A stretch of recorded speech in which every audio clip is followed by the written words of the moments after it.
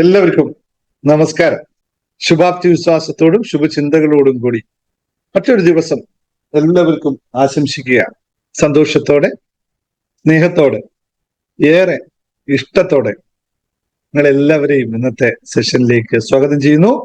നാളെ രാവിലെ YouTube video കാണുന്ന നിങ്ങൾ ഏവരെയും വീണ്ടും ജീവിതത്തിലെ എന്തോ ഒന്ന് നേടാൻ ഇറങ്ങി തിരിച്ചവരാണ് നിങ്ങൾ.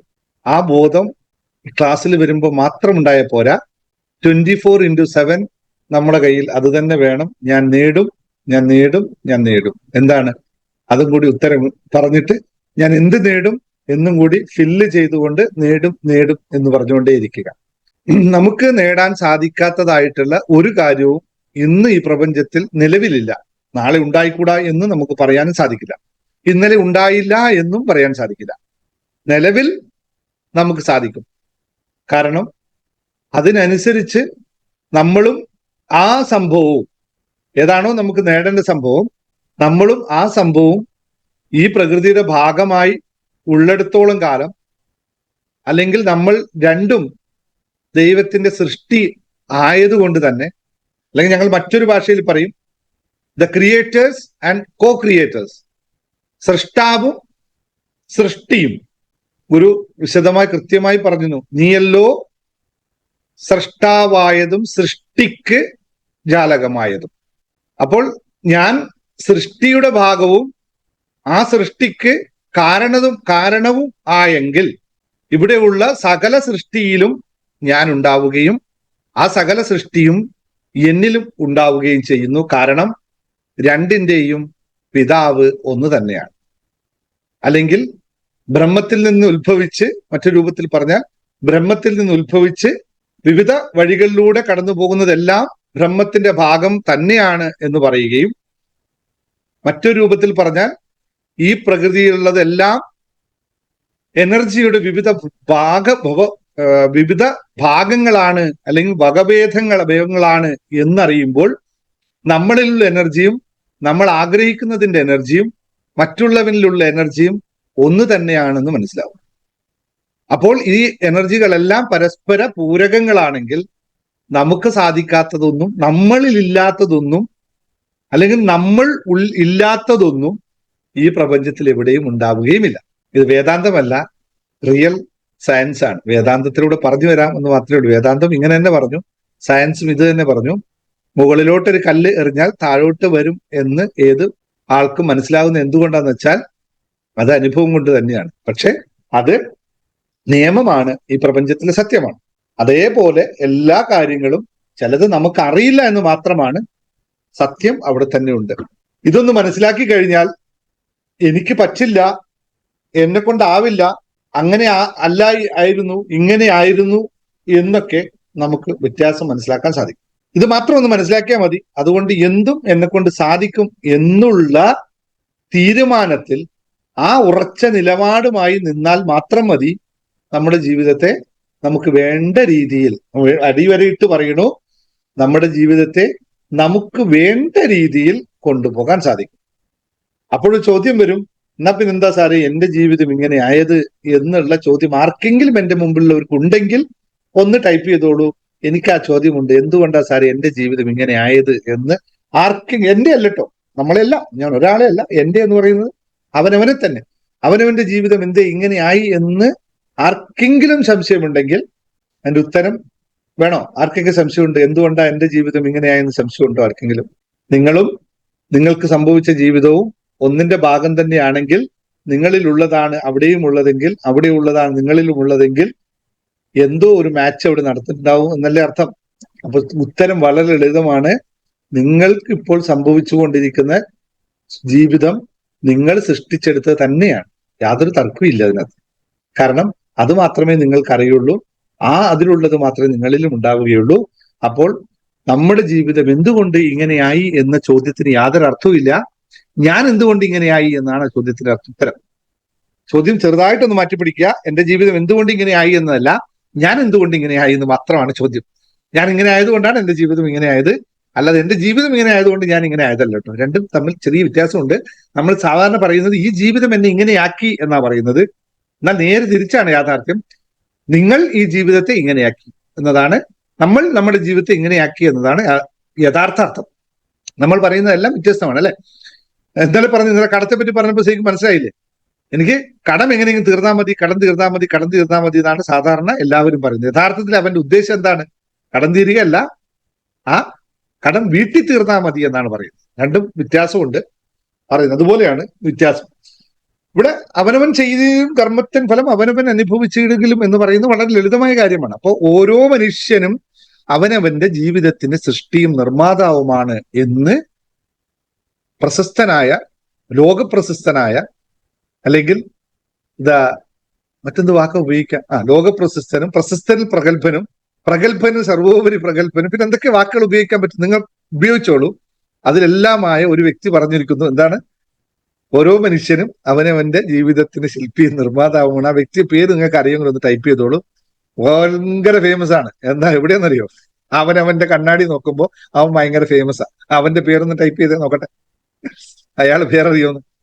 ഭയങ്കര ഫേമസ് ആണ്, വേൾഡ് ഫേമസ് ആണ്. പക്ഷെ ആ വേൾഡ് എവിടെയുള്ളതെന്ന് വെച്ചാൽ ഇവിടെ മാത്രമുള്ള വേൾഡ്. നിങ്ങൾക്ക് ആർക്കറിയില്ല എവിടെയാണ് വേൾഡ് എന്ന്.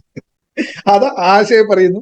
ഞാനൊന്നും, നമ്മളൊക്കെ ഫേമസ് ആണ്. ആരാ പറഞ്ഞു നമ്മൾ വേൾഡ് ഫേമസ് അല്ലെന്ന്?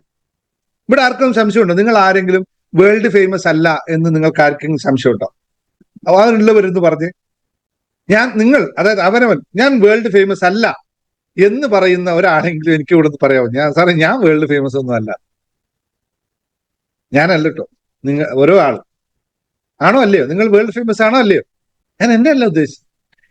യെസ്, നിങ്ങൾ എല്ലാവരും വേൾഡ് ഫേമസ് തന്നെയാണ്, യാതൊരു തർക്കമില്ല. പക്ഷെ നിങ്ങളെ വേൾഡിന്റെ വലിപ്പം നിങ്ങൾ തീരുമാനിക്കുന്നത് മാത്രമേ ഉള്ളൂ.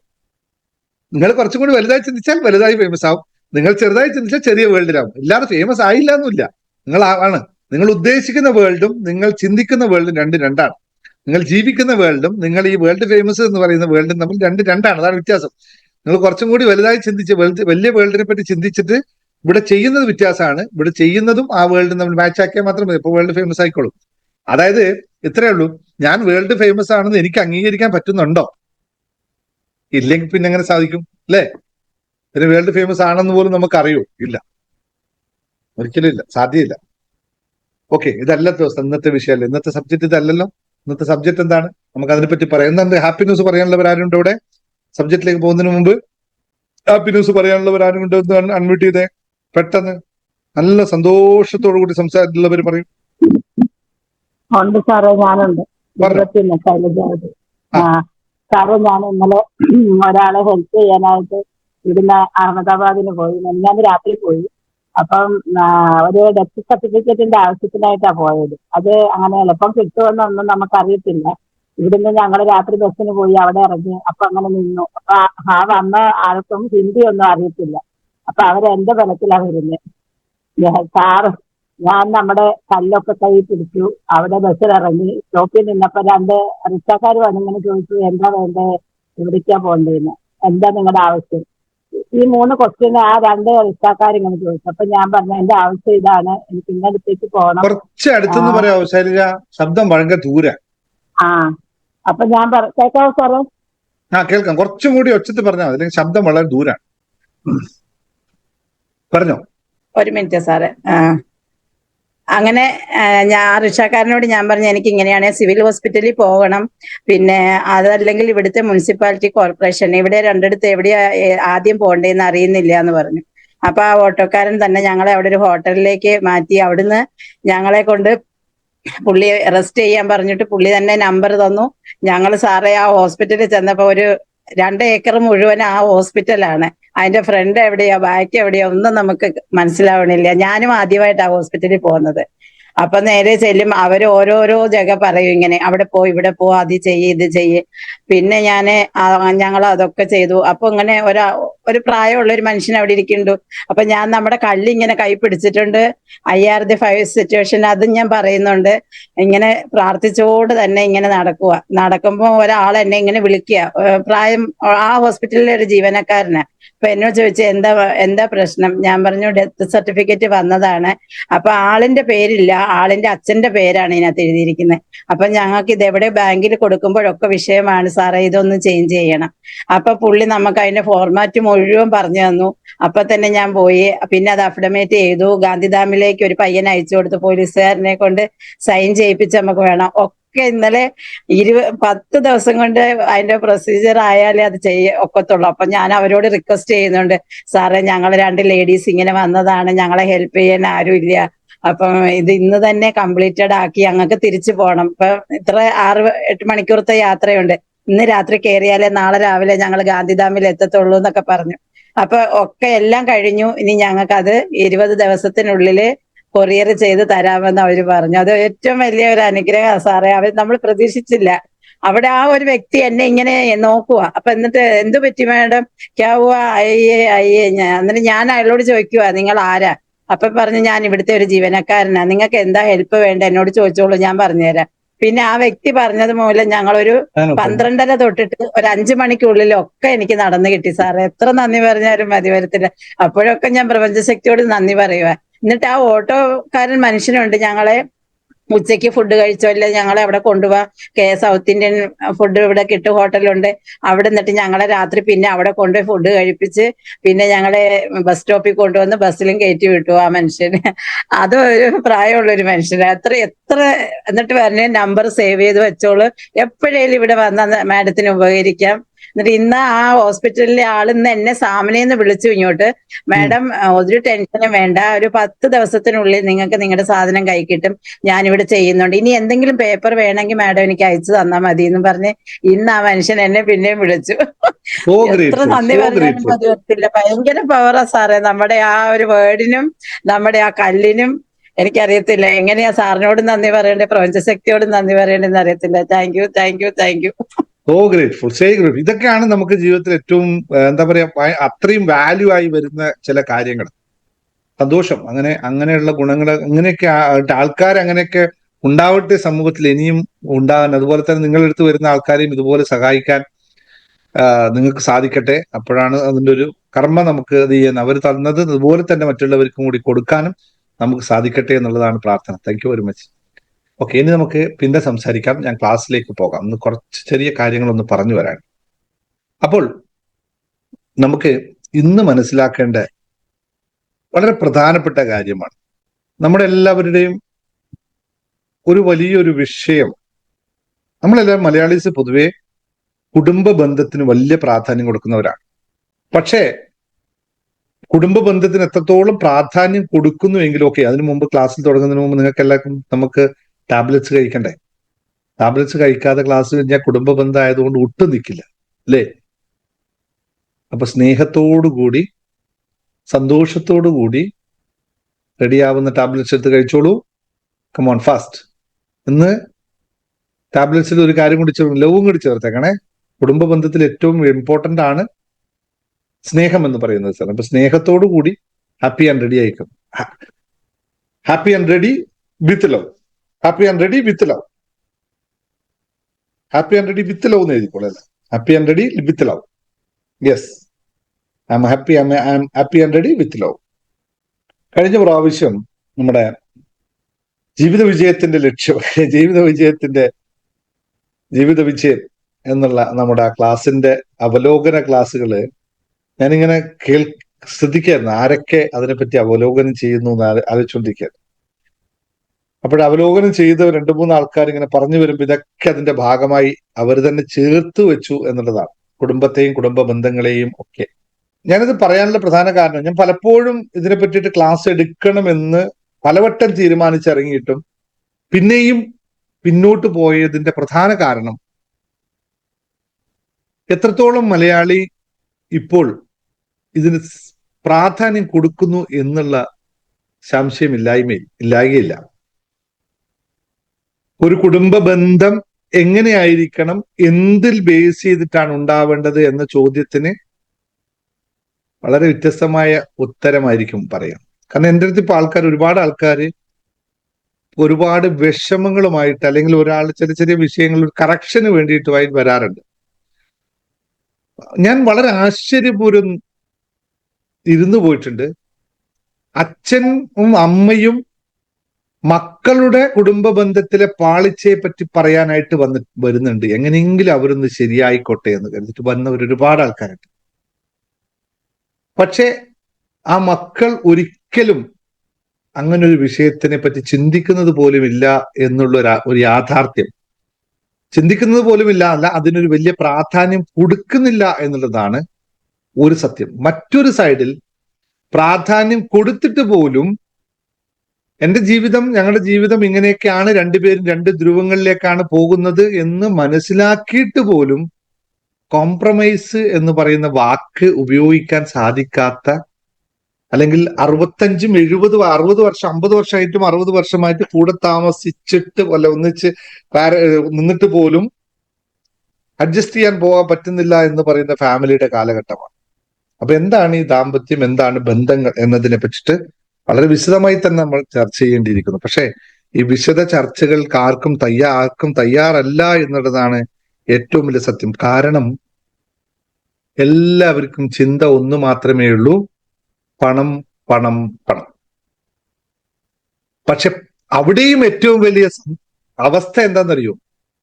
പണം ഉണ്ടാക്കണം എന്ന ചിന്തയല്ല, പണമില്ല എന്നുള്ള ചിന്തയാണ് ഏറ്റവും ആദ്യമായിട്ടുള്ളത്.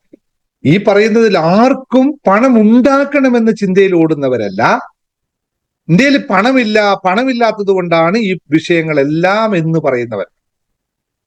എങ്ങനെയാണോ സംഭവിക്കേണ്ടതിന് അത് നേരെ വിപരീത വശത്തിലൂടെയാണ് പോയിക്കൊണ്ടിരിക്കുന്നത്. ഇന്നലെ 2-3 ദിവസം മുമ്പ് ഒരു കുടുംബം എൻ്റെ അടുത്ത് സംസാരിക്കാൻ വന്നു. നമ്മളൊക്കെ ഡ്രീം ചെയ്യുന്ന തരത്തിലുള്ള വലിയ ജോലിയും വലിയ ശമ്പളവും, നാട്ടിൽ ഏകദേശം 6 ലക്ഷം 7 ലക്ഷം രൂപ ഒരാൾ ശമ്പളം മേടിക്കുന്ന ഫാമിലിയാണ്. രണ്ടുപേരും ജോലി ചെയ്യുന്നു. ഒരാൾക്കുള്ള പരാതി എന്താന്ന് വെച്ചാല്, ഞാൻ ഉണ്ടാക്കിയ പൈസയെല്ലാം ഇയാൾ ചെലവാക്കുന്നു. മറ്റാൾക്കുള്ള പരാതി എന്താന്ന് വെച്ച് കഴിഞ്ഞാൽ, അവൾ ഉണ്ടാക്കിയ കാശൊന്നും ഒരിക്കലും എന്നോട് പറയാറില്ല. അപ്പൊ എവിടെയാണ് ഈ കാശ് പോകുന്നതെന്ന് വെച്ചാൽ രണ്ടുപേർക്കും അറിയില്ല എവിടെയാണ്. 2 മണിക്കൂർ 3 മണിക്കൂർ അവരുടെ കാശിനെ പറ്റിയിട്ട് സംസാരിക്കാൻ നിൽക്കുമ്പോൾ ഒരാൾ പറയുമ്പോൾ മറ്റാൾ സൈലന്റ് ആവും, മറ്റാൾ പറയുമ്പോൾ മറ്റാൾ സൈലന്റ് ആവും. എന്താണെന്നറിയോ? അപ്പോൾ കണക്കൊന്നും പറയില്ല കൃത്യമായിട്ട്. എന്തുകൊണ്ടെന്ന് വെച്ചാൽ പറഞ്ഞാൽ മറ്റവൻ അറിയും. രഹസ്യമാണ്. എവിടെയാണ് രഹസ്യം? ഇൻവെസ്റ്റ് ചെയ്യുന്നത് രണ്ടുപേരും. വളരെ രസമായിട്ട് എനിക്ക് തോന്നി. രണ്ടുപേരും ഇൻവെസ്റ്റ് ചെയ്യാണ് പൈസ. ഇൻവെസ്റ്റ് ചെയ്തിട്ട് എന്തിനാ? നാളത്തേക്കാണ്. ആർക്കാണ് ഇതിന് നോമിനി? ആരാണ് വളരെ രസമുള്ള കാര്യമായിട്ടോ ഇതൊക്കെ. കോടിക്കണക്കിന് രൂപയുടെ ഇൻവെസ്റ്റ്മെന്റിന്റെ നോമിനി, ഭർത്താവിന്റെ ഇൻവെസ്റ്റ്മെന്റ് നോമിനി ഭാര്യയാണ്. പക്ഷെ ഭാര്യയോട് ഇതുവരെ പറഞ്ഞിട്ടില്ല അങ്ങനെ ഒരു ഇൻവെസ്റ്റ്മെന്റ് ഉണ്ടെന്ന്. ഭാര്യയുടെ ഇൻവെസ്റ്റ്മെന്റ് FD അക്കൗണ്ടിൽ പൈസയുണ്ട്, പക്ഷെ ഇന്നേ വരെ ഭർത്താവിനോട് പറഞ്ഞിട്ടില്ല അങ്ങനെ FD അക്കൗണ്ട് എനിക്കുണ്ട് എന്ന്. ജീവിതം പോകുന്ന പോക്കെ ഞാൻ ഇരുന്ന് ആലോചിച്ചു, എന്താണ് മനുഷ്യൻ ചെയ്യുന്നത്? ഒരു മനുഷ്യൻ എപ്പോ ആര് വേണമെങ്കിൽ മരിച്ചു പോകാം. എനിക്ക് ഇൻഷുറൻസ് ഉണ്ടെന്ന് ഭാര്യയോട് പറയാത്ത ഭർത്താവ്, ഭാര്യയ്ക്ക് അറിയോ ഇൻഷുറൻസ് ഉണ്ടോ ഇല്ലെന്ന്? ഇതുപോലത്തെ ഒരുപാട് സാധ്യതകൾ നാട്ടിൽ ഒരുപാട് ഉണ്ടായിരുന്നു. എന്തുകൊണ്ടാ പറയാത്തതറിയോ? ഒറ്റ കാര്യമുള്ളൂ, ഞാൻ ചെയ്യുന്നത് ഇവൾ അറിഞ്ഞാൽ, അല്ലെങ്കിൽ ഞാൻ ചെയ്യുന്ന ഇവൻ അറിഞ്ഞാൽ എന്നെ സമ്മതിക്കില്ല എന്നുള്ള. ഞാനത് പറഞ്ഞു തരാം. ആ വിഷയത്തിലേക്ക് കൂടുതൽ പോയി കഴിഞ്ഞാൽ, റിലേഷൻഷിപ്പ് മാസ്റ്ററി എന്ന് പറയുന്ന നമ്മുടെ ക്ലാസ്സിൽ പറയേണ്ട കുറേ ഘടകങ്ങളാണ്. അതല്ല നമ്മുടെ ഇന്നത്തെ വിഷയം. ഇന്നത്തെ വിഷയം യഥാർത്ഥത്തിൽ കുടുംബ പ്രശ്നങ്ങൾക്കും സാമ്പത്തിക പ്രശ്നങ്ങൾക്കും ഒരു പരിഹാരം കാണുക എന്നുള്ളതാണ്. എല്ലാ കുടുംബങ്ങളിലും ഇതുണ്ട് താനും. അത് പ്രായ, ദേശ, കാലഭേദ്യം കുടുംബത്തിൽ അസ്ഥിരതത്വം ഉണ്ടാവുക തന്നെ ചെയ്യും. കാരണം നമ്മൾ നേരത്തെ പറഞ്ഞ പോലെ 2 മനസ്സുകൾ 2 ശരീരങ്ങളായി ജീവിക്കുമ്പോൾ സ്വാഭാവികമായി ഉണ്ടാകും. 2 മനസ്സുകൾ ഒരു ശരീരമായി ജീവിക്കാൻ തുടങ്ങുമ്പോൾ അവിടെ വിഷയങ്ങൾ ഉണ്ടാവില്ല. അതെത്ര ഉണ്ടാവും? വളരെ വളരെ റെയറാണ്. അപ്പൊ എന്തുകൊണ്ട് അവിടെ സാമ്പത്തികം കൂടി കൊണ്ട് ചേർത്തു എന്ന് പറയുന്നത്, എല്ലാ കുടുംബ അസ്ഥിരതകളുടെയും അടിസ്ഥാനം എന്ന് പറയുന്നത് സാമ്പത്തികം തന്നെയാണ്. നിങ്ങൾ അത് എഗ്രി ചെയ്യുന്നുണ്ടോ? എല്ലാ കുടുംബ ബന്ധങ്ങളുടെയും അസ്ഥിരതയ്ക്ക് കാരണം ആ കുടുംബത്തിലെ സാമ്പത്തിക ഭദ്രതയുടെ കുറവാണ് എന്ന് ഞാൻ പറഞ്ഞാൽ നിങ്ങൾ എത്ര പേര് അത് അംഗീകരിക്കും? അപ്പോൾ ഏകദേശം ആളും അംഗീകരിക്കും. എന്റെ ഒരു ചോദ്യം മാത്രമേ ഉള്ളൂ, അപ്പോൾ പണമാണോ കുടുംബ ബന്ധത്തെ നിയന്ത്രിക്കുന്നത്? അല്ലെ, പണമല്ലേ കുടുംബ ബന്ധത്തെ നിയന്ത്രിക്കുന്നത്? അങ്ങനെയാണെങ്കിൽ നിങ്ങളുടെ കയ്യിൽ 1 കോടി ഉണ്ടായിക്കഴിഞ്ഞാൽ നിങ്ങൾക്ക് ആ കുടുംബ ബന്ധത്തെ വാങ്ങിക്കാൻ പറ്റുമോ? എൻ്റെ കയ്യിൽ 1 കോടി ഉണ്ട്, നല്ലൊരു പാർട്ട്ണറെ എനിക്ക് വാങ്ങിക്കണമെന്ന് പറഞ്ഞാൽ ആർക്കെങ്കിലും സാധിക്കുമോ? ഇല്ലല്ലോ അല്ലെ. എന്റെ കയ്യിൽ കോടിക്കണക്കിന് രൂപ ഉണ്ട്, എനിക്കൊരു നല്ല സ്നേഹിക്കുന്ന ഭാര്യയെ വേണമെന്ന് പറഞ്ഞാൽ ആർക്കെങ്കിലും ഉണ്ടാക്കാൻ പറ്റുമോ? ഇല്ല എന്ന് നിങ്ങൾക്ക് എല്ലാവർക്കും അറിയാം. ഭർത്താവിന് കൊണ്ടുവരാനും പറ്റില്ല. എന്റെ കയ്യിൽ കോടിക്കണക്കിന് രൂപയുണ്ട്, അതുകൊണ്ട് എന്റെ മക്കളെല്ലാം എന്നെ സ്നേഹിക്കട്ടെ എന്ന് പറഞ്ഞാൽ ഏതെങ്കിലും കുടുംബത്തിൽ നടക്കുന്നുണ്ടോ? നടക്കുമോ? ഒന്നും നടക്കില്ല. അപ്പോൾ സാമ്പത്തിക പ്രശ്നങ്ങളാണോ കുടുംബ ബന്ധത്തിന്റെ അസ്ഥിരതയ്ക്ക് പ്രധാന കാരണം? അല്ല. എത്ര പേര് ഉണ്ട് ഒരു 10 പൈസ പോലും കയ്യില്ലാതെ സുഖസുന്ദരമായി കിടന്നുറങ്ങുന്ന കുടുംബ ബന്ധം ഉന്നയിക്കുന്ന എത്ര പേരെ കാണാൻ പറ്റും? തെരുവിൽ ജീവിച്ചുറങ്ങുന്ന ആൾക്കാരെ നോക്കിക്കഴിഞ്ഞാൽ അവർ എപ്പോഴും എത്രയോ ആൾക്കാർ സ്നേഹത്തിലുള്ള ആൾക്കാരെ കാണുന്നില്ലേ? അപ്പൊ എന്ത് ചെയ്തിട്ട് നോക്കുന്നത്? ഓക്കെ, ഇതൊക്കെ ഒന്ന് ചിന്തിക്കേണ്ട കാര്യങ്ങളാണ്. ഞാൻ പറഞ്ഞു വരുന്നതല്ല, ഇതൊക്കെ ഒന്ന് ചിന്തിക്കേണ്ട കാര്യമാണ്. ഇതൊന്നും അല്ല അടിസ്ഥാനം എന്ന് പറയുന്നത്. ഇത് എന്താണ് യഥാർത്ഥത്തിൽ ഒരു കുടുംബ ബന്ധത്തിൽ നമുക്ക് നടക്കുന്ന വിഷയങ്ങൾ എന്ന് മനസ്സിലാക്കാം. കുടുംബ ബന്ധങ്ങളിൽ സാമ്പത്തിക സ്ഥിതി, വിദ്യാഭ്യാസം, പിന്നെ മാനസിക സമാധാനമില്ലായ്മ ഒക്കെ ഉണ്ടാകാനുള്ള പ്രധാന കാരണം രണ്ടാണ്.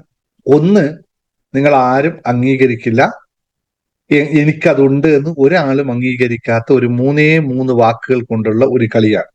അതേതാണെന്നറിയോ? ഇത് ഒരാളും സമ്മതിക്കില്ല എനിക്കതുണ്ടെന്ന്. അതിന്റെ പ്രത്യേകത അതാണ്. രണ്ടാമത്തെ കാര്യം ആണ് ആശയവിനിമയം എന്ന് പറയുന്നത്. വ്യക്തമായി അങ്ങോട്ടും ഇങ്ങോട്ടും ഒന്നും പറയാത്ത അവസ്ഥ. ഇത് രണ്ടാണ് ഏറ്റവും കൂടുതലായിട്ടുള്ള കുടുംബ പ്രശ്നങ്ങളുടെ അടിസ്ഥാനം എന്ന് പറയുന്നത്. ഈഗോ ഇഷവും കമ്മ്യൂണിക്കേഷൻ ഗ്യാപ്പുമാണ് നമ്മുടെ കുടുംബ ബന്ധങ്ങളിലെ തകർച്ചയ്ക്കും സാമ്പത്തിക പരാധീനതകൾക്കും പ്രധാന കാരണം. എന്തുകൊണ്ട് ഈഗോയിനെ സാമ്പത്തിക പരാതിക്ക് പ്രധാന കാരണമായിട്ട് എടുക്കേണ്ടി വരും? കാരണം ഈഗോ ഉള്ളത് കൊണ്ടാണ് നമ്മുടെ സാമ്പത്തികാവസ്ഥയെ മെച്ചപ്പെടുത്താനുള്ള എന്തെങ്കിലുമൊക്കെ ഒരു ജോലി ചെയ്യാൻ നമ്മളെ തടയുന്ന പ്രധാന കാര്യം അല്ലേ? ഈഗോ ഇല്ലെങ്കിൽ നിങ്ങൾ എന്തൊക്കെ പണികൾ എടുക്കും? ഈഗോ അല്ലേ പല പണികളിൽ ജോലി ചെയ്യാതെ പൈസ ഉണ്ടാക്കാൻ നമ്മളെ മാറ്റി നിർത്തുന്ന സാധനം. അപ്പോൾ നോക്കൂ, ഞാൻ അതിലേക്കൊന്നും ഡീറ്റെയിൽസ് ആയിട്ട് പോകുന്നില്ല, കാരണം പോയാൽ വലിയ സബ്ജക്റ്റ് ആണ്. അത് നിങ്ങൾ റിലേഷൻഷിപ്പ് മാസ്റ്ററിയിൽ പഠിക്കേണ്ട കാര്യമാണ്. ആരോടാണ് ഈഗോ കാണിക്കുന്നതെന്ന് മനസ്സിലാക്കിയാൽ മതി. അച്ഛനും അമ്മയും തമ്മിൽ ഈഗോ, അമ്മയും മകളും തമ്മിൽ ഈഗോ, മകളും മകനും തമ്മിൽ ഈഗോ, മകനും അച്ഛനും തമ്മിൽ ഈഗോ, അല്ലേ? ഇതൊക്കെയല്ലേ യഥാർത്ഥത്തിൽ ഈഗോ. ഭാര്യയും ഭർത്താവും തമ്മിൽ ഈഗോ. അവിടെ എല്ലായിടത്തും ഈഗോ. ഭാര്യ നല്ല ചുരിദാർ ഇട്ടാൽ അമ്മായിയമ്മയ്ക്ക് ഈഗോ, അമ്മായിയമ്മ നല്ല സാരി ഉടുത്താൽ മരുമകൾക്ക് ഈഗോ. ഇത്രയേ ഉള്ളൂ. ബാക്കിയൊന്നും നിങ്ങൾക്ക് ആ സബ്ജക്റ്റിൽ പോയാൽ പിന്നെ ഇങ്ങനെ പറഞ്ഞു പോകണം. അപ്പോൾ നമ്മുടെ യഥാർത്ഥത്തിൽ നമ്മുടെ ജീവിതത്തെ തകർക്കുന്നത് 2 വിഷയങ്ങളിലും, കുടുംബ ബന്ധങ്ങളിലും സാമ്പത്തിക അവസ്ഥയിലും നമ്മളെ തകർക്കുന്ന 2 കാര്യങ്ങളെ മാത്രം കൂടുതൽ മനസ്സിലാക്കാം. ഒന്ന്, കമ്മ്യൂണിക്കേഷൻ ഗ്യാപ്പ്. ഭാര്യയും ഭർത്താവും തമ്മിലുള്ള സംവാദം അല്ലെങ്കിൽ സംവേദനം ഇല്ല. എത്ര കുടുംബത്തിലുണ്ടത്? ഭാര്യയ്ക്ക് ഒന്ന് ഏറ്റവും ശ്രദ്ധിക്കേണ്ട കാര്യം, പെണ്ണുങ്ങൾക്ക്, ലേഡീസിന് ഏറ്റവും പ്രാധാന്യമുള്ള കാര്യമാണ് അവർ പറയുന്നത് ആരെങ്കിലും ഒക്കെ കേൾക്കണം. അവർ സംസാരിക്കുന്നത് കേൾക്കാൻ ആരെങ്കിലും ഉണ്ടാവുക എന്ന് പറയുന്നതാണ് അവരുടെ ഏറ്റവും വലിയ സമ്പാദ്യം.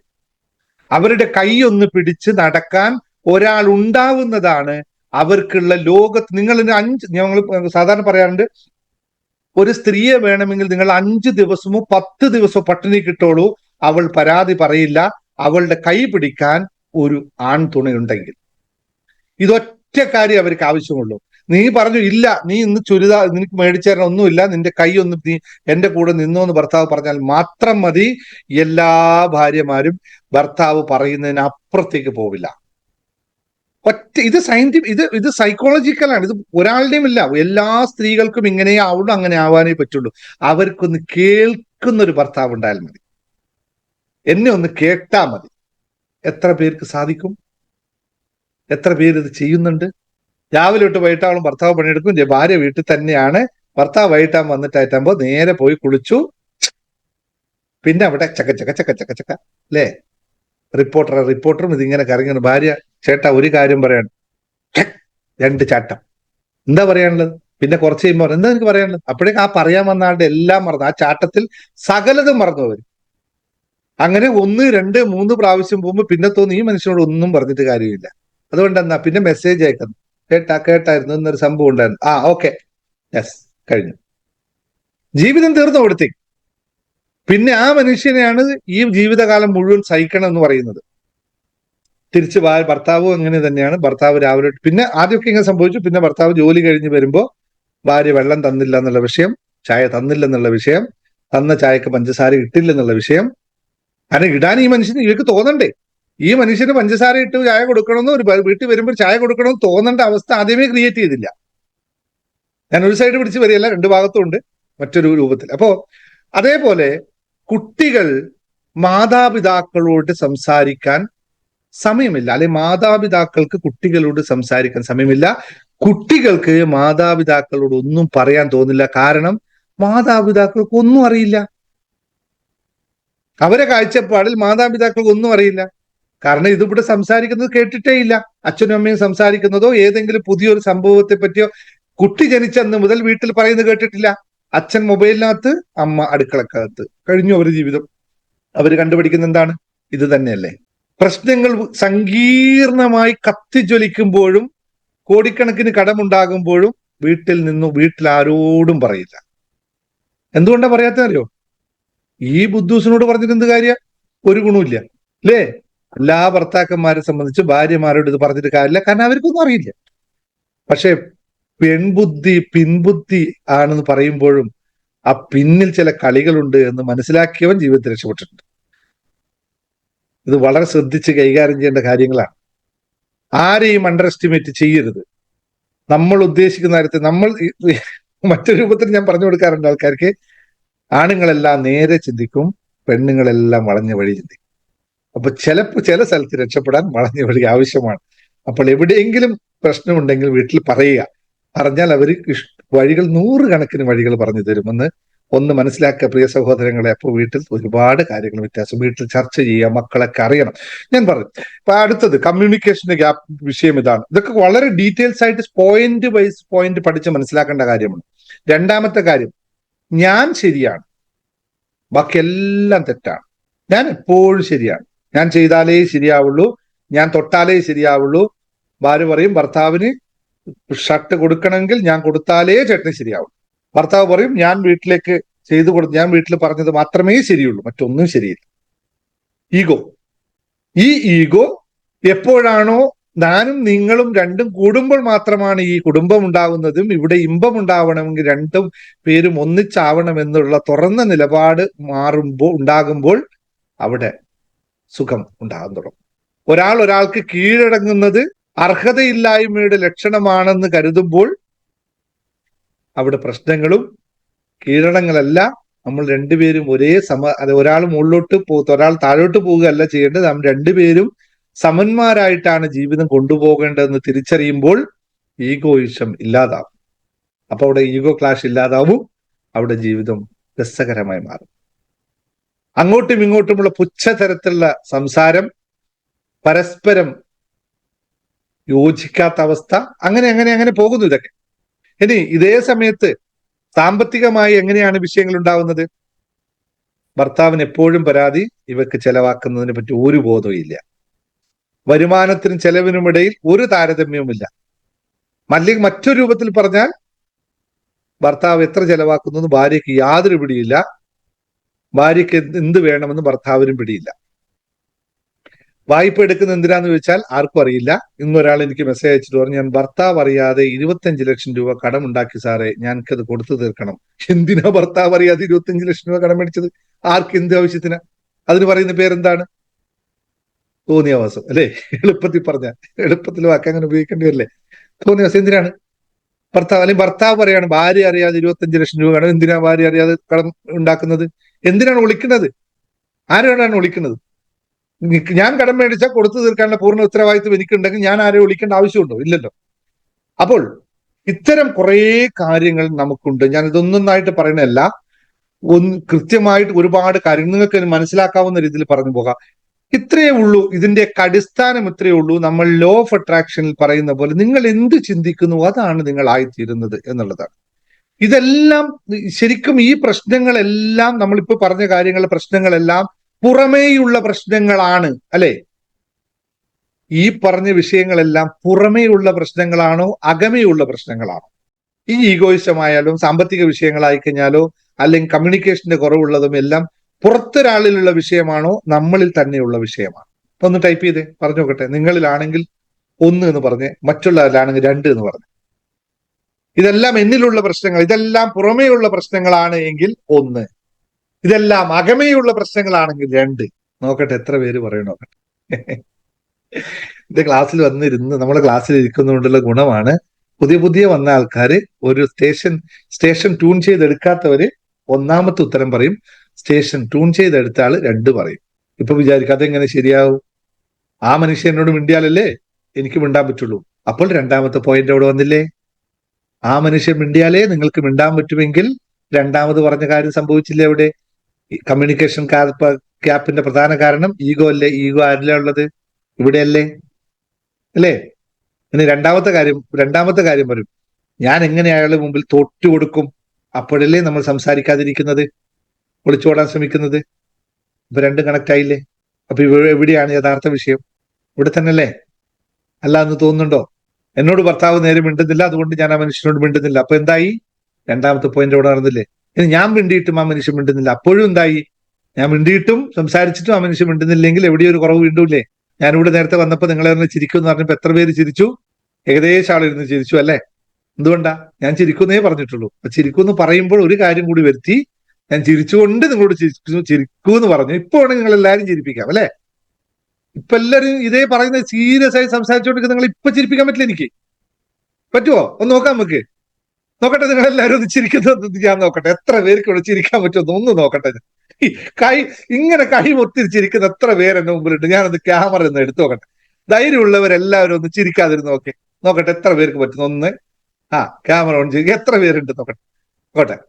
യെസ്. ഞാൻ ക്യാമറ ഓഫ് ചെയ്തവരോട് പിന്നെ ചിരിക്കുന്നുണ്ടോ ഇല്ലയോ എന്ന് പറയാൻ പറ്റില്ല, കറണ്ട് ഇല്ലാത്തതുകൊണ്ട്. ഇത് നിങ്ങൾക്ക് പറ്റുമല്ലേ? ചിരി ഇല്ലാതെയൊന്നും ഇല്ലല്ലോ നിങ്ങൾക്ക് ആർക്കും. അപ്പോ വീട്ടിൽ വേണമെങ്കിൽ ഇങ്ങനെ മാറ്റം വരുത്താൻ പറ്റില്ലേ? ഭർത്താവ് ചിരിക്കുന്നില്ല, ഭർത്താവ് മിണ്ടുന്നില്ലെങ്കിൽ ഭാര്യ മിണ്ടുന്നില്ല, ഭാര്യ ചിരിക്കുന്നില്ലെങ്കിൽ ചിരിപ്പിക്കാൻ നിങ്ങൾ കൊണ്ട് പറ്റൂല്ലേ? ഒന്ന് ശ്രമിച്ചു നോക്കണം. ഇന്നെ പോയിട്ട് ഒന്ന് ശ്രമിച്ചു നോക്കണം. ഒരു പരീക്ഷണം. ഇങ്ങനെ പോകുമ്പോൾ ഇക്കിളി ഒരു ഇക്കിളിയാക്കിയിട്ട്, അല്ലേ? വയസ്സും പ്രായമായെന്നും നോക്കണ്ട, ഇക്കിളിയൊക്കെ എപ്പോഴും നടക്കും, എപ്പോഴും ഉണ്ടാവും. അപ്പൊ പറയും കുറെ കാലമായിട്ട് ഞായല്ലേ നിങ്ങൾ തൊട്ടിട്ട്, ഒരു മാറ്റി ഇരിക്കട്ടെ എന്നേ. കുടുംബത്തിൽ അങ്ങനെയാണ്. മക്കളെ കാണുമ്പോൾ, ഞാൻ ഇങ്ങനെ പോകുമ്പോൾ മക്കളെ കാണുമ്പോൾ ഇങ്ങനെ ഒരു വെറുതെ ഒരു പുഷ് ചെയ്ത് കൊടുക്കും. അപ്പൊ അവൻ എന്ന് പറഞ്ഞു വരും, എന്നാ വാടാ എന്ന് പറഞ്ഞു. ഇതൊക്കെയാണ് കുടുംബ ജീവിതത്തിലെ പ്രധാന കാര്യം. ഇതൊക്കെ പിന്നെ കിട്ടില്ല, ആ സമയത്തേ കിട്ടുള്ളൂ. സീരിയസ് ആയിട്ട് ലൈഫിൽ, നമ്മുടെ കുടുംബ ജീവിതത്തിൽ സീരിയസ് അല്ല നമുക്ക് വേണ്ടത്. കുടുംബ ജീവിതത്തിൽ ലാളിത്യമാണ് വേണ്ടത്, ബന്ധങ്ങളാണ് വേണ്ടത്. അവിടെ ഇങ്ങനെ ഏത് സമയത്തും നമ്മൾ അങ്ങോട്ടും ഇങ്ങോട്ടും ചായാനുള്ള ഒരു മരമായി നമ്മൾ നിൽക്കണം. ഭാര്യയ്ക്ക് ഒരു സങ്കടം വരുന്നുണ്ടോ, ഭർത്താവിന് സങ്കടം വരുന്നുണ്ടോ, കൂടെ ചായാനുള്ള സംഭവം ഇവിടെ ഉണ്ടാക്കി വെക്കണം. അതാണ് കുടുംബം എന്ന് പറയുന്നത്. തന്റെ മക്കൾക്ക് വയ്യാതിരിക്കുമ്പോൾ കൂടെ ചേർത്ത് നിർത്താൻ പറ്റുന്ന എന്താ പറയാ, അച്ഛൻ ഉണ്ടായാൽ മാത്രമേ അച്ഛന് വിലയുള്ളൂ. അല്ലാത്ത അച്ഛൻ എന്താ വില? അങ്ങോട്ട് പോണില്ല, അവിടെ നിർത്തുന്നു. അപ്പൊ ഞാൻ പറഞ്ഞു വന്ന് ഇത്രയേ ഉള്ളൂ. നമ്മളുടെ എല്ലാ വിഷയങ്ങളും നമ്മുടെ അകമേയുള്ള വിഷയങ്ങളാണ്. ഇതെല്ലാം പുറമേ ഉള്ളതാണെങ്കിൽ ആണെന്ന് നമുക്ക് തോന്നുമെങ്കിലും അതിന്റെ എല്ലാം വേരുകൾ നമ്മുടെ മനസ്സിലാണ്. ഓരോ പ്രശ്നവും നമ്മുടെ ചിന്തയിൽ നിന്നാണ് തുടങ്ങുന്നത്. ആ ചിന്ത ആവർത്തിക്കപ്പെടുമ്പോൾ അത് ഭാവനയായി മാറുന്നു. ആ ഭാവന നമ്മുടെ ജീവിതത്തിലേക്ക് യാഥാർത്ഥ്യത്തെ കൊണ്ടുവരുന്നു. ഓരോ പ്രശ്നങ്ങളും ഒരു ചിന്തയായി നമ്മുടെ ജീവിതത്തിൽ രൂപപ്പെടുന്നു. ആ ചിന്ത നമ്മൾ ആവർത്തിച്ച് കൊണ്ടുപോകുമ്പോൾ അത് ഭാവനയുടെ രൂപത്തിലേക്ക് മാറുന്നു. ഭാവനയെ നമ്മൾ അതായി അംഗീകരിക്കുന്നു. ആ അംഗീകാരം ഒടുവിൽ അതാ നമ്മുടെ യാഥാർത്ഥ്യമായി മാറുന്നു. ഇതാണ് യഥാർത്ഥ ജീവിതത്തിൽ സംഭവിക്കുന്നത്. ഈ സ്റ്റെപ്പ് മനസ്സിലായല്ലോ? ഞാൻ ഒന്നുകൂടി പറയാം, കൃത്യമായി പറയാം. വേണമെങ്കിൽ ഇത് കൃത്യമായി എഴുതി വെച്ചോളൂ. നമ്മൾ അനുഭവിക്കുന്ന എല്ലാ വിഷയങ്ങളുടെയും കാരണം എന്ന് പറയുന്നത്, നമുക്ക് തോന്നും ഇതെല്ലാം പുറമേ ഉള്ളതാണെന്ന്. പക്ഷേ അതിന്റെ എല്ലാം വേരുകൾ നമ്മുടെ മനസ്സിലാണ് ഉള്ളത് എന്ന് തിരിച്ചറിയുക. ഓരോ പ്രശ്നങ്ങളും ആദ്യം നമ്മുടെ ചിന്തയായി തുടങ്ങുന്നു.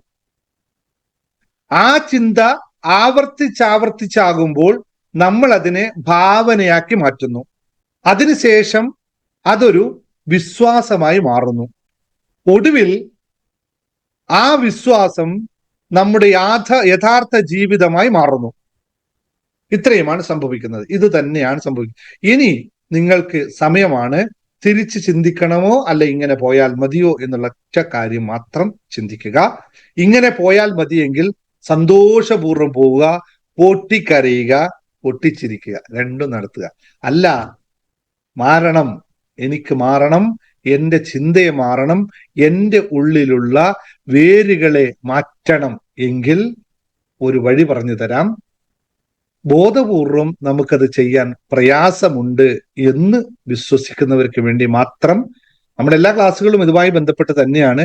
പക്ഷെ ബോധപൂർവം എനിക്ക് സാധിക്കുന്നില്ല, കാരണം ചില ലിമിറ്റിംഗ് ബിലീഫ്സ് എന്നെ അതിനോട് അതിനെ അംഗീകരിക്കാൻ സാധിക്കുന്നില്ല എന്ന് തോന്നുന്നവർക്ക് ഒരു സൊല്യൂഷൻ പറഞ്ഞു തരാം. നിങ്ങളുടെ ചിന്തകളെ, മനസ്സിലെ നിങ്ങളെ മുറിപ്പെട്ട് കിടക്കുന്ന വിശ്വാസങ്ങളെ മാറ്റിയാൽ നമുക്ക് ഇതിൽ നിന്ന് പുറത്തു കടക്കാൻ പറ്റും. ഇതിന് പറയുന്ന പേര്, നമുക്ക് നമ്മളുടെ ഉപബോധ മനസ്സിൽ സ്ഥാപിച്ചു നിർത്തിയിരിക്കുന്ന നമ്മുടെ ഈഗോയിഷത്തെ, അല്ലെങ്കിൽ നമ്മൾക്ക് മുമ്പ് അനുഭവിച്ച ചില അനുഭവങ്ങളെ ഒന്ന് എടുത്തു മാറ്റിയിട്ട് അവിടത്തേക്ക് നമുക്ക് വേണ്ട ചിന്താഗതികളെ കൊണ്ട് നിറച്ചു കഴിഞ്ഞാൽ നമുക്ക് ഇതിനകത്ത് എളുപ്പത്തിൽ പുറത്തു കടക്കാൻ സാധിക്കും. നമ്മൾ പല ടെക്നിക്കുകളും ഇതിനകത്ത് ഉപയോഗിക്കുന്നുണ്ടെങ്കിലും നമ്മുടെ ഉപബോധ മനസ്സിൽ സ്ഥായിയായി നിൽക്കുന്ന പണ്ട് നമ്മൾ ഏറ്റ മുറിവുകളെ നമുക്ക് എടുത്തു കളയാൻ സാധിച്ചില്ലെങ്കിൽ അവിടെ പുതിയത് കൊണ്ടുവെക്കാൻ സാധിക്കില്ല. ഒറ്റ ഉദാഹരണം പറയാം. ഭർത്താവ് ദേഷ്യം വന്നപ്പോൾ ഭാര്യയ്ക്ക് ഒരടി കൊടുത്തു. ഭാര്യയും ഭർത്താവും തമ്മിൽ തീരെ നല്ല കണ്ടീഷൻ ആവില്ല എന്ന് ഉറപ്പാണ്. കാരണം ഒരു അടി കൊടുത്താൽ പിന്നെ ഇല്ല. അങ്ങനെയുള്ള അവസ്ഥയെ രണ്ടുപേരും തമ്മിൽ ഒന്നിച്ചു പോകണമെന്ന് എത്ര പ്രയത്നിച്ചു കഴിയുമ്പോഴും അടി കൊണ്ട ഭാര്യയ്ക്ക് അത് മറക്കാൻ പറ്റുമോ? പറ്റുന്നില്ല എന്നുള്ള യാഥാർത്ഥ്യമാണ്. പക്ഷെ അത് പറ്റാതിരുന്നാൽ മുന്നോട്ട് പോകാൻ പറ്റുമോ?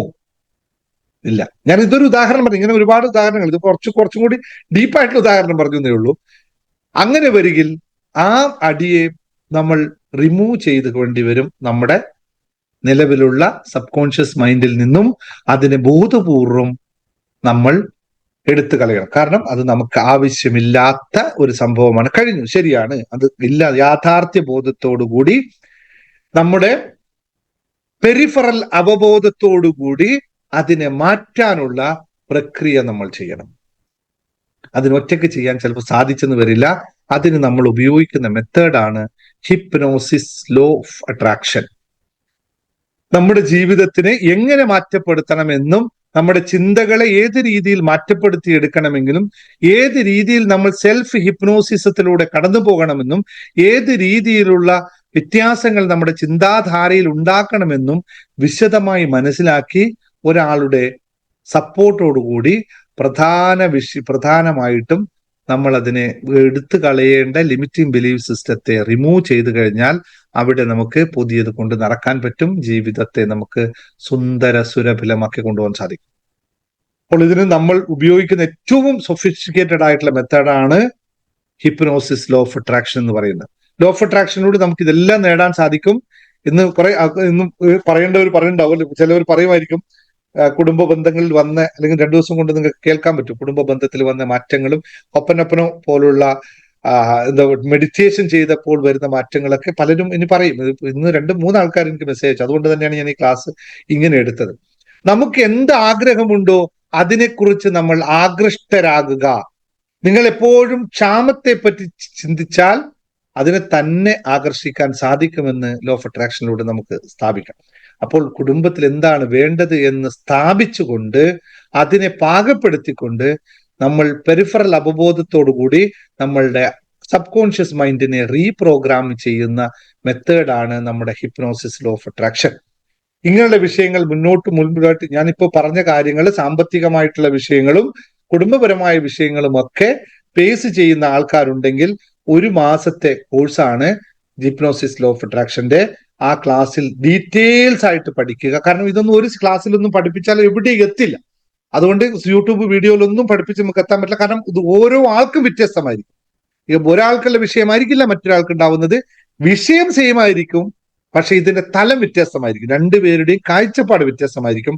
ഇത് മനസ്സിലാക്കി ഓരോ ആളെയും ഇൻഡിവിജ്വൽ ആയിട്ട് ഡിസ്കസ് ചെയ്ത്, ഇൻഡിവിജ്വൽ ആയിട്ടുള്ള സൊല്യൂഷൻ ഫൈൻഡ് ഔട്ട് ചെയ്ത്, ഇൻഡിവിജ്വൽ ആയിട്ട് നമ്മൾ ഓരോ കാര്യങ്ങളെ മനസ്സിലാക്കി പിന്നെ ഒന്നിച്ചിരുത്തി ഹിപ്നോസിസ് ചെയ്ത് ആ ഭാഗത്തെ മുഴുവൻ ഡിലീറ്റ് ചെയ്യപ്പെട്ട് അവിടെ പുതിയ പ്രോഗ്രാംസ് നടക്കുന്ന മെത്തേഡാണ് ഹിപ്നോസിസ് ലോ ഓഫ് അട്രാക്ഷൻ. നിങ്ങൾ കേട്ടിട്ടുണ്ടാവും, മുമ്പേ ചെയ്തവരുടെയൊക്കെ റിസൾട്ടുകളെ പറ്റി നിങ്ങൾ കേട്ടിട്ടുണ്ടാവും. അതിന്റെ അടുത്ത കാലത്തായി ഞാൻ വീണ്ടും ചെയ്തു. കാരണം ഇത് ചെയ്യുമ്പോൾ എനിക്ക് നല്ല പണിയാണ്. നല്ല പണിയെന്ന് വെച്ചാൽ ഓരോ ആളുടെ എനർജിയെ പിടിച്ചാണ് ചെയ്യേണ്ടത്. അത്രയും സമയമെടുക്കുന്ന ഒരു പ്രക്രിയയാണ്. അതുകൊണ്ട് ഞാൻ വല്ലാണ്ട് ആ ക്ലാസ്സിനെ പ്രൊമോട്ട് ചെയ്യാൻ എനിക്ക് സാധിക്കാറില്ല. എന്ന് വെച്ചാൽ സമയപരിമിതിയൊക്കെയാണ് അതിന്റെ വിഷയം. അതുകൊണ്ട് ഇന്ന് ഞാൻ വീണ്ടും ഇത് ഓപ്പൺ ആക്കുന്നു. താല്പര്യമുള്ളവർ ഉടനെ ജോയിൻ ചെയ്തുകൊള്ളുക. ജൂൺ 10-ാം തീയതിക്കുള്ളിൽ നമുക്ക് ഹിപ്നോസിസ് ചെയ്ത ആൾക്കാരെ പുറത്താക്കുക. ഇപ്പോൾ ജോയിൻ ചെയ്ത് കഴിഞ്ഞാൽ ഇപ്പോൾ നാട്ടിൽ പോയി ഇപ്പൊ നിങ്ങൾ പഠിക്കാൻ ഒരുപാടുണ്ട്. പഠിച്ചു കഴിഞ്ഞ് നമ്മൾ ഡെയിലി ക്ലാസ്സിലൂടെ കടത്തിക്കൊണ്ടുപോയി കൃത്യമായി ഈ 2 കാര്യങ്ങൾക്ക് പരിഹാരം. 2 കാര്യങ്ങൾ ഒന്നിച്ചാണ് ചെയ്യുന്നത്. ഒന്ന് ദാമ്പത്യത്തിലുള്ള വിഷയങ്ങളെ, രണ്ടാമത് കുടുംബത്തിലുള്ള വിഷയങ്ങളെ, രണ്ടാമത് സാമ്പത്തികമായ കാര്യത്തിൽ. ഇത് 2 കാര്യങ്ങളും ഒന്നിച്ചു കൊണ്ടുപോകാനുള്ള പരിപാടിയാണ്. അപ്പോൾ സാമ്പത്തികമായി ബുദ്ധിമുട്ട് അനുഭവിക്കുന്നവരും ഹിപ്നോസിസ് ലോ ഓഫ് അട്രാക്ഷൻ ചേരുക. കുടുംബപരമായിട്ട് വിഷയം, മക്കൾക്ക് വേണ്ടിയാണോ അച്ഛനമ്മയ്ക്കും വേണ്ടിയിട്ടാണോ അങ്ങനെ സഹോദരങ്ങളുമായിട്ടുള്ള ബന്ധത്തിലാണോ, എന്തിനും പോസിബിൾ ആണ്. ഇത് നമ്മൾക്ക് എപ്പോഴും സാമ്പത്തിക കാര്യത്തിൽ പറഞ്ഞ സമൃദ്ധിയെ സജീവമായി കാണുകയും അതിന്റെ വൈബ്രേഷനുകളിലേക്ക് നമ്മൾ എത്തിച്ചേരുകയും ചെയ്യാനുള്ള വളരെ ഏറ്റവും ലളിതമായ പ്രക്രിയയാണ് നമ്മുടെ അബോധ മനസ്സിനെ കടത്തിക്കൊണ്ടുപോയി അവിടെ സ്ഥാപിച്ചെടുക്കുക എന്നുള്ളത്. ഇതാണ് ഹിപ്നോസിസിലൂടെ ചെയ്യുന്നത്.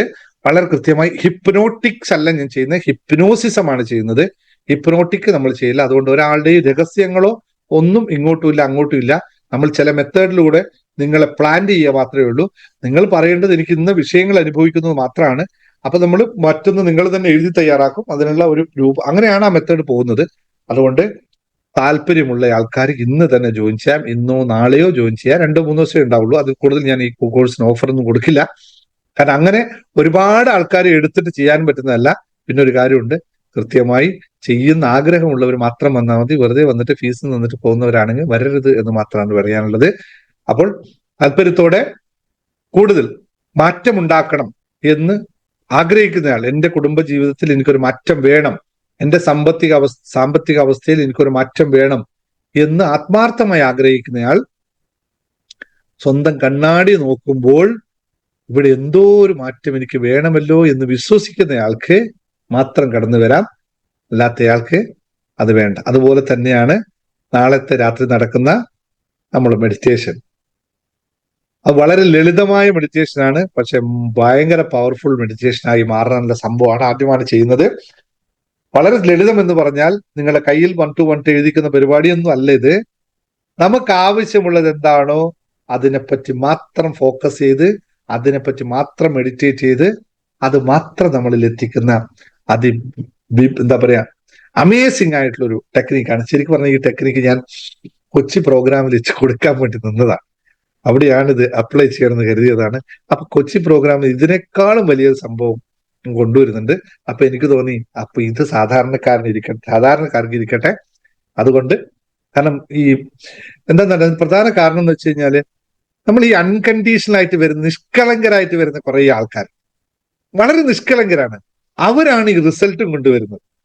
നമ്മൾ സാറ് പറഞ്ഞു, പ്രാക്ടീസ് ചെയ്തു, എനിക്ക് കിട്ടി, ഭയങ്കര സന്തോഷമാണ്. കിട്ടി സാറേ എന്ന് പറയും. സാറേ എന്നല്ല, കിട്ടി എന്നുള്ള ഭയങ്കര സന്തോഷമാണ്. മറ്റു ചിലവരുണ്ട് ഭയങ്കര ബുദ്ധിമാന്മാരാണ്, ഭയങ്കര ക്ലവറാണ്. അവർ കിട്ടിയാലും അതെനിക്ക് കിട്ടി കേട്ടോ എന്ന് മാത്രം പറഞ്ഞ് ഒപ്പിച്ചു കളയും. അപ്പോൾ മനസ്സിലാക്കുക, നിങ്ങൾ എപ്രകാരമാണോ ഇതിനെ ഫീൽ ചെയ്യുന്നത് അപ്രകാരം മാത്രമേ വീണ്ടും നിങ്ങളിലേക്ക് അത് വരികയുള്ളൂ എന്നറിയുക. അപ്പോൾ നിസ്വാർത്ഥമായി ചെയ്യുക, നിസ്വാർത്ഥമായി അനുഭവിക്കുക എന്നുള്ളതാണ്. അതുകൊണ്ടാണ് ഈ മെഡിറ്റേഷനൊക്കെ ഏറ്റവും ചെറിയ പൈസയിൽ കൊണ്ടുവരുന്നത്. അങ്ങനെ 200 രൂപ 222 രൂപയെ എന്നൊക്കെ പറഞ്ഞ ഇന്നിപ്പോ എന്താ പറയാ, ഒരു ചായ കുടിക്കാൻ കാശ് പോലും ആയില്ല. എന്തിനാണ് ഇത് ചെയ്യുന്നത് വെച്ചാൽ അത് സാധാരണക്കാരിൽ അല്ലെങ്കിൽ ഞാൻ അവരെ വിളിക്കാൻ ഉദ്ദേശിക്കുന്ന പേര് നിഷ്കളങ്കർ എന്നാണ്. നിഷ്കളങ്കരിലേക്ക് എത്തണം, നിഷ്കളങ്കർക്ക് വേണം മാറ്റം ഉണ്ടാകാൻ. അപ്പൊ ഭയങ്കര രസമാണ് അത് കേൾക്കുമ്പോൾ, നമുക്ക് ഭയങ്കര സന്തോഷം. അപ്പൊ ഈ നമ്മൾ യൂട്യൂബ് എപ്പോഴും പറയുന്ന ഒരു വേർഡ് ഉണ്ട്, your hard work is paid of. എപ്പോഴും മെസ്സേജ് ആക്കി your hard work is paid of. അപ്പൊ എനിക്ക് തോന്നുന്നു ഇനി കുറച്ചും കൂടി ചെയ്യണമല്ലോ. കാരണം നമുക്ക് തരുന്ന ഭയങ്കര മോട്ടിവേഷൻ ആണ് യൂട്യൂബ്. അതായത് നിങ്ങൾ ചെയ്യുന്ന ഹാർഡ് വർക്ക് നിങ്ങൾക്ക് പൈസ കിട്ടുന്നു പറയണേ. അപ്പൊ അതുപോലെ ഇങ്ങനെ റിസൾട്ട് വരുന്നു എന്ന് കേൾക്കുമ്പോൾ നമുക്ക് ചെയ്യാൻ കൂടുതൽ താല്പര്യമാണ്. മറ്റുള്ളവർ പറയാൻ നിൽക്കില്ല. അവർക്ക് പറയുമ്പോൾ തോന്നും, അയ്യോ ഇത് പറഞ്ഞാൽ മതിയാവോ, ഇതൊന്നല്ലല്ലോ എനിക്ക് വേണ്ടത് കോടികളല്ലേ, ചെറുതല്ലേ കിട്ടിയത്. ഈ ചെറുത് കിട്ടി അനുഭവിച്ചാൽ മാത്രമേ അടുത്ത വലുത് വരുള്ളൂ, അല്ലാതെ വരില്ല എന്ന് മനസ്സിലാക്കുക. അപ്പോൾ 1 to 1 ജോയിൻ ചെയ്യാത്തവർ ഉടനെ ജോയിൻ ചെയ്തുകൊള്ളുക. ചെറിയൊരു കോഴ്സ് മാത്രമാണ് എന്ന് ഒന്നുകൂടി ഓർമ്മിക്കുക. എനിക്ക് ആകെ ഇപ്പൊ ഈ വിക്കിനെ പറ്റി പറഞ്ഞ പോലെയാണ്. EMS പണ്ടാലോചിച്ചു നിങ്ങൾ എപ്പോഴാണ് ഈ വിക്ക് എന്ന് ചോദിച്ചത്. അപ്പൊ അതുകൊണ്ട് സംസാരിക്കുമ്പോൾ മാത്രമേ വിക്കാറുന്നു പറഞ്ഞ പോലെ എനിക്ക് ഈ വീഡിയോ സംസാരിക്കുമ്പോൾ മൂക്ക് ചൊറിച്ചിൽ ഭയങ്കര കൂടുതലാണ്. അത് ചിലപ്പോൾ എനിക്ക് തോന്നുന്നു എന്റെ മൂക്ക് ഞാൻ തന്നെ കാണുന്നതുകൊണ്ടായിരിക്കും. കാരണം ബുദ്ധിമാന്റെ മൂക്ക് ഞാൻ കണ്ടുകൊണ്ടിരിക്കുമ്പോൾ തോന്നുന്നൊരു തോന്നലാണ്, അത്രയേ ഉള്ളൂ, വേറൊന്നുമില്ല അവിടെ. ഓക്കെ, ശരി. നല്ലതല്ല ഇതൊക്കെ ഇങ്ങനെയുള്ള കാര്യങ്ങളൊക്കെ നമ്മൾ പറഞ്ഞു പോകുമ്പോഴാണ് നമുക്കൊരു മോട്ടിവേഷൻ ഉണ്ടാകുന്നത്, നിങ്ങൾക്ക് ചിരിക്കാനുള്ള ഒരു വക ഉണ്ടാക്കുന്നത്. ഇത്രേ ഉള്ളൂ. അത് അത്രമാത്രമാണ് ഇവിടെയൊക്കെ നമ്മൾ ചെയ്തു പോകുന്നത്. അപ്പോൾ 2 കാര്യങ്ങൾ ഓർക്കുക. ഹിപ്നോസിസ് ലോ ഓഫ് അട്രാക്ഷൻ കേണ്ടവർ എത്രയും പെട്ടെന്ന് ജോയിൻ ചെയ്ത് കൊള്ളുക. ഫീസിനെ പറ്റി ഞാൻ പറയണം. ആർക്കെങ്കിലും ഫീസ് അറിയാൻ ആഗ്രഹമുണ്ടോ? എന്നാൽ ഫീസിനെ പറ്റി പറയാം. അല്ലെങ്കിൽ പറയണ്ടല്ലോ അല്ലെ? ആർക്കെങ്കിലും ഫീസിനെ പറ്റി അറിയേണ്ട ആഗ്രഹമുണ്ടോ ഇവിടെ? ഇല്ല. ഓക്കെ, ഉണ്ടെങ്കിൽ ചോദിച്ചോളൂ, പറയാം. ഇല്ലെങ്കിൽ ഞാൻ പറയുന്നില്ല. വേണ്ടവർ പിന്നെ അഡ്മിനെ വിളിച്ച് ചോദിച്ചാൽ മതി. ഓക്കെ, നാളത്തെ ഹിപ്നോസിസ് നമ്മുടെ 1 to 1 മെഡിറ്റേഷനിൽ നിങ്ങൾ എല്ലാവരും ജോയിൻ ചെയ്യണം. ഒരാളും ബാക്കി വെക്കരുത്, എല്ലാവരും ചെയ്യണം. 222 രൂപ എടുക്കാനില്ലെങ്കിൽ നിങ്ങൾ ജീവിതത്തിൽ മാറ്റം ഉണ്ടാക്കില്ലെന്ന് എനിക്ക് ഉറപ്പാണ്, യാതൊരു തർക്കവും ഇല്ല. അതിലെ കാരണം എന്താണെന്നറിയോ? 222 രൂപ എടുക്കാനില്ലാത്തത് കൊണ്ടല്ല ആ മെഡിറ്റേഷൻ വരാത്തത്, അല്ലല്ലോ, ഒരാളും ആയിരിക്കില്ല. ഇത് ഞാൻ കൊടുക്കണോ എന്നുള്ള ശങ്ക കൊണ്ടാണ്. അതായത് ഞാൻ ഒന്നും കൊടുക്കില്ല, എനിക്ക് ഇങ്ങോട്ട് മാത്രം വരണമെന്ന് തോന്നുന്ന ആ ഒരു മാനസികാവസ്ഥയ്ക്ക് വിളിക്കുന്ന പേരെന്താണ്? അപ്പോൾ അവിടെ ദൈവം ഒന്നും പ്രവർത്തിക്കില്ല. കാരണം നമ്മുടെ കൈ ഇങ്ങനെ മാത്രമാണ്, നമ്മുടെ കൈ ഇങ്ങനെ മാത്രമാണ് എപ്പോഴും ഉള്ളത്. അത് ചില സമയത്ത് ഇങ്ങനെയും വെക്കേണ്ടി വരും എന്ന് മറക്കാതിരിക്കുക. അതുകൊണ്ട് നിങ്ങൾക്ക് കിട്ടിയ ചാൻസ് ആണ് ഇത്രയും ചെറിയ കോഴ്സ്. വരിക, എന്നിട്ട് നിങ്ങളുടെ ഉദ്ദേശമുള്ളവർ മാത്രം വന്നാൽ മതി. ഒരു ഉദ്ദേശവും ഇല്ലാത്തവർ വരണ്ട കേട്ടോ. കാരണം എന്താ അറിയോ? ഉദ്ദേശമില്ലാത്തവർ വന്നിട്ട് എന്താ കാര്യം? എന്തെങ്കിലും നിങ്ങൾക്ക് നേടണം എന്ന് ആഗ്രഹമുള്ളവർ മാത്രം വന്നാൽ മതി, അല്ലാത്തവർ വരണ്ട. മറ്റൊരു സത്യം കൂടി പറഞ്ഞു പോകാം. അല്ലാത്തവർ ഈ ഡാറ്റ ചെലവാക്കിയിട്ട് ഇവിടെയും വന്നിരിക്കണ്ടെന്നേ. എന്തിനപ്പോ? ഒരു ഉദ്ദേശവും ഇല്ലെങ്കിൽ ഇവിടെ വന്നിരുന്നിട്ട് എന്തിനാ? വെറുതെ ഡാറ്റ ചെലവാക്കാനായിട്ടും കറണ്ട് തീർക്കാനായിട്ടും അല്ലെ? ഓക്കെ, അത് വേണ്ട. അപ്പൊ ഫീസിനെ പറ്റി ചോദിച്ചുകൊണ്ടിരിക്കുന്നു. ഹിപ്നോസിസ് ലോ ഓഫ് അട്രാക്ഷന്റെ ഫീസ് 10,000 rupees ആണ് നിലവിലുള്ളത്. കഴിഞ്ഞ ബാച്ചിന് പക്ഷെ ഞാൻ ഓഫർ കൊടുത്തിരുന്നു, 2 ബാച്ചിന് ഓഫർ കൊടുത്തിരുന്നു. ആ ഓഫർ നിങ്ങൾക്ക് ആർക്കും വേണമെങ്കിൽ മാത്രം എടുത്താൽ മതി, അല്ലെങ്കിൽ 10,000 തന്നെ തന്നിട്ട് വരിക. അതാണ് എനിക്കും ഏറ്റവും സന്തോഷമുണ്ടാകുന്ന കാര്യം. എന്നാലും നിങ്ങൾക്കും സന്തോഷമുണ്ടെങ്കിൽ ആർക്കും ഡിസ്കൗണ്ട് വേണ്ടല്ലോ അല്ലെ? ഡിസ്കൗണ്ട് വേണോ? ഒരു കോഴ്സ് കംപ്ലീറ്റ് ചെയ്തിട്ട് എടുത്തിട്ട് പോയാൽ മതി, ഒരു തിരക്കുമില്ല. അത് കോഴ്സ് അവിടെ തന്നെ ഉണ്ടാവും. നിങ്ങൾ എല്ലാ കോഴ്സിലും പോകണമെന്നൊന്നും ഞാൻ പറഞ്ഞില്ല കേട്ടോ. പോവാത്തവർ പോയാൽ മതി, വേണ്ടവർ പോയാൽ മതി കേട്ടോ. ഒരു കോഴ്സിൽ അടുത്ത കോഴ്സിൽ ചാടണമെന്നൊന്നും ഞാൻ പറയില്ല കേട്ടോ. നിങ്ങൾ എല്ലാം പഠിച്ച് പോയാൽ മതി. എനിക്കിപ്പോ ഇങ്ങനെ പറഞ്ഞുകൊണ്ടിരിക്കാനല്ലേ പറ്റുള്ളൂ. നിങ്ങൾക്ക് വേണ്ടത് സെലക്ട് ചെയ്യുക. പക്ഷെ കോഴ്സ് സെലക്ട് ചെയ്യുന്നതിലല്ല മിടുക്ക്, പഠിക്കുന്നതിലാണ് മിടുക്ക്. എന്നോട് ചോദിച്ചു പഠിക്കുന്നതിലാണ് മിടുക്ക്. എത്ര പ്രാവശ്യം വേണമെങ്കിൽ നിങ്ങൾ ചോദിച്ചു, അത്രയും തവണ ഞാൻ പറഞ്ഞു തരാൻ തയ്യാറാണെന്നുള്ളതാണ്. അവിടെയാണ് നിങ്ങൾ മിടുക്ക് കാണിക്കേണ്ടത്. 100 ചോദ്യം ചോദിച്ചോളൂ, ഞാൻ 100 പ്രാവശ്യം പറഞ്ഞു തരാം. ഒറ്റ ചോദ്യം പോലും ചോദിക്കാതിരുന്നാലോ നിങ്ങൾക്കൊന്നും മനസ്സിലായില്ലെന്ന് എനിക്ക് മനസ്സിലാവും, പിന്നെ എനിക്കൊന്നും ചെയ്യാനും പറ്റാതെ. അപ്പൊ ഓഫർ വേണമെന്നുള്ളവർക്ക് ഞാനൊരു ഓഫർ തരാം. മുമ്പേ കൊടുത്തോണ്ടിരിക്കുന്ന ഓഫർ തന്നെ നിങ്ങൾക്ക് ഇപ്രാവശ്യം കൂടി തരാം. പക്ഷെ ഇപ്രാവശ്യം ഒരു വ്യത്യാസമുണ്ട്. ആ ഓഫറിന്റെ കൂടെ GST കൂടി ആഡഡ് ആണ്. കഴിഞ്ഞ പ്രാവശ്യം GST ഇല്ലായിരുന്നു. ഇപ്രാവശ്യം കോഴ്സിന്റെ കൂടെ GST ആയിട്ട് ഉണ്ട്. പൈസ ആയിട്ട് വന്നാൽ മതി, ഒരു കുഴപ്പമില്ല. 5,555 ആണ് കോഴ്സിന്റെ ഫീസ്. 5,555 രൂപ. അതിന് GST കൂടി വന്നിട്ട് ആഡ് ചെയ്യേണ്ടി വരും. എത്രയാണ്? GST അടക്കം 6,650 രൂപ വരും. ആണ് ഫീസ്. ഇത് 1 മാസത്തിലധികം എടുക്കും ആ കോഴ്സ് പഠിച്ചു തരാനായിട്ട്. പക്ഷെ ഒരു കാര്യം ഉറപ്പുണ്ട്, നിങ്ങൾക്ക് റിസൾട്ട് തരാതെ ഞാൻ ആ കോഴ്സിൽ നിന്ന് പുറത്തോട്ട് വിടില്ല. എങ്ങനെ? നിങ്ങൾക്ക് റിസൾട്ട് കിട്ടാതെ ആ കോഴ്സിൽ നിന്ന് ഞാൻ നിങ്ങളുടെ പുറത്തോട്ട് വിടില്ല. നിങ്ങൾ ഇനി എത്ര ഇരുന്ന് ചെയ്യാതിരുന്നാലും 2-3 ക്ലാസ്സുകളിലേക്ക് 2-3 ബാച്ചുകളിലേക്ക് നിങ്ങളെ കൊണ്ടുപോയി ഞാൻ റിസൾട്ട് ഉണ്ടാക്കും. അത് എന്റെ കമ്മിറ്റ്മെന്റ് ആണ്. അതിൽ യാതൊരു തർക്കവും ഇല്ല. അങ്ങനെയാണ് കഴിഞ്ഞ ബാച്ചിലൊക്കെ ഉള്ളവരുണ്ട്. വേണ്ടാന്ന് പറഞ്ഞ് ഓടിയവരെയും തിരിച്ചു വിളിച്ചു കൊണ്ടതില്ല. ഇത് ചെയ്തിട്ട് പോയാൽ മതി, കാശ് തന്നാണ്. മറ്റെല്ലാ കോഴ്സ് പോലെയല്ല ഹിപ്നോസിസം എന്ന്. അപ്പോൾ വേണ്ടവരെ ജോയിൻ ചെയ്യുക. സമയമെടുത്ത് ആവശ്യത്തിന് കുടുംബ ബന്ധങ്ങളിലൊക്കെ വ്യത്യാസവും സാമ്പത്തിക സ്ഥിതിയൊക്കെ വ്യത്യാസപ്പെടുത്താനുണ്ടെങ്കിൽ വന്നോളുക, ജോയിൻ ചെയ്യുക. നാളത്തെ മെഡിറ്റേഷൻ എല്ലാവരെയും കാണാം. അതുകൊണ്ട് നാളെ പബ്ലിക് ക്ലാസ് ഉണ്ടാവില്ല, നേരെ മെഡിറ്റേഷൻ ആണ്. അങ്ങനെ മഴയും കാര്യങ്ങളൊക്കെ അല്ലേ, അതുകൊണ്ട് പബ്ലിക് ക്ലാസ്സുകൾ നാളെയില്ല. ഒൺലി മെഡിറ്റേഷൻ, നന്നായിട്ട് ഡീറ്റെയിൽസ് ആയി പഠിപ്പിച്ചു തരുന്ന മെഡിറ്റേഷനാണ് നാളെ ഉണ്ടാവുക. യൂട്യൂബ് വീഡിയോ കാണുന്നവരും നാളെ തന്നെ ജോയിൻ ചെയ്തു. ലിങ്ക് പേയ്മെന്റ് എടുക്കാനും ഓട്ടോമാറ്റിക് ആയിട്ട് ലിങ്ക് നിങ്ങൾക്ക് താഴെ യൂട്യൂബിന്റെ താഴെ കാണാം. അത് ക്ലിക്ക് ചെയ്ത് വരിക. എല്ലാവർക്കും നമസ്കാരം. നിങ്ങളുടെ കുടുംബജീവിതവും സാമ്പത്തിക അവസ്ഥയും ഭദ്രമായി തന്നെ മാറട്ടെ എന്നുള്ള ആത്മാർത്ഥമായ പ്രാർത്ഥനയോടുകൂടി താങ്ക് യു വെരി മച്ച്. ആർക്കെങ്കിലും എന്തെങ്കിലും സംസാരിക്കാനുണ്ടോ? Thank you sir. Thank you, sir. Thank you, sir. Thank you, sir. Thank you. Thank you, sir. Thank you, sir. Okay, എന്നാൽ വിടവാങ്ങുന്നു. Thank you. Good night. Thank you, sir. Thank you.